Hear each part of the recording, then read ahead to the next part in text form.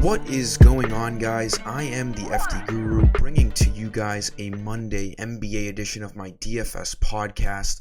I'm looking more to do an NBA video today over MLB just because it's more intriguing. I like these value plays a little more. And the MLB slate has seen a couple rainouts already. And there's a couple of games with bad weather. So I don't know the news on all of that yet, so I don't really necessarily want to give you guys any picks there. NBA, we already have some early injury news, so we could take advantage here. As usual, 5 plays that I'm giving you, 1 for each position. I like this 3-game slate a lot tonight. There's some really great value, so let's get into it. Drop a like on this video. Make sure you're subscribed. Let's have a big Monday night to kick off our week here. So for point guard, Jalen Brunson's an easy play tonight in all formats. Doncic is already ruled doubtful, probably not going to play. We saw Brunson in Dinwiddie take on a huge role with no Luka on the court. 40 minutes in game 1, and they actually stayed in it. I think they only lost by like 6. Brunson saw 40 minutes, 24 points, 7 rebounds, 5 assists. He really did everything. 38 fantasy points. He needs 36 to hit value tonight. He's one of the best plays on the entire slate, and it's kind of obvious because, without Doncic, they're going to be running Brunson and Dinwiddie into the ground. They are the Mavericks' best chance to stay in this game, if not win this game, and upset the Jazz here. For shooting guard, Jordan Poole's a great play. We saw Steph Curry come back last game, but he is on an interesting minutes limit. He's playing the last 6 minutes of each quarter, so Poole will be starting again. This approach with Curry kind of makes sense, though. I like having guys ending games that matter. You don't really necessarily need to start the guy. We saw that a lot during the regular season where people play in DFS, starters that kind of don't mean anything. Tony Snell is big on that end.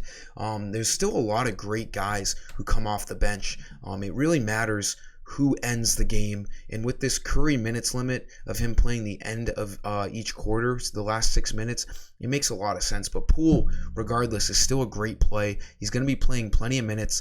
30 minutes in that first game. I don't expect Curry to play any more minutes than he did last game. He's still not 100%. They blew out the Nuggets, so I can see the Warriors running with the same game plan here. Poole will be starting, playing around 30 minutes, and he is a consistent guy when he gets the minutes. As you can see in this game log, he's been an absolute beast.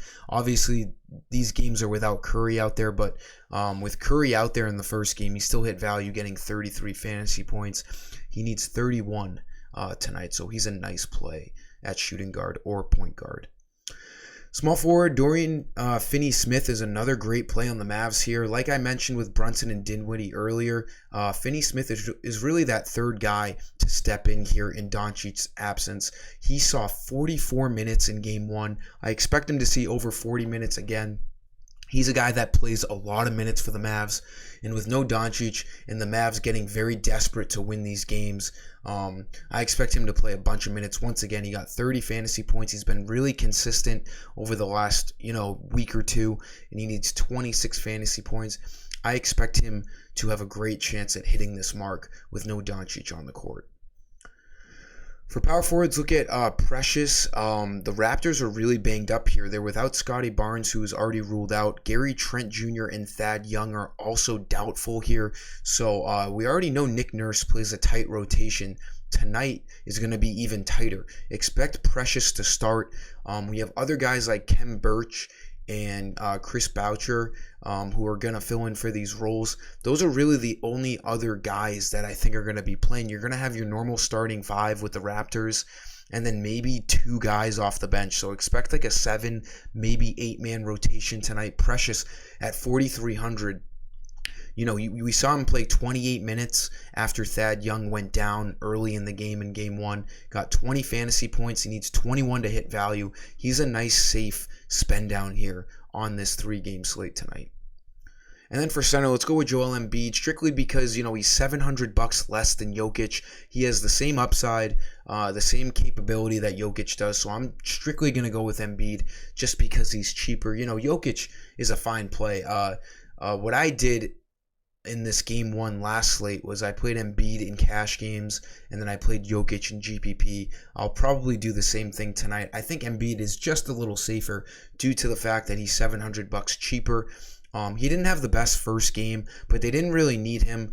They played really well. We saw Tobias Harris go off.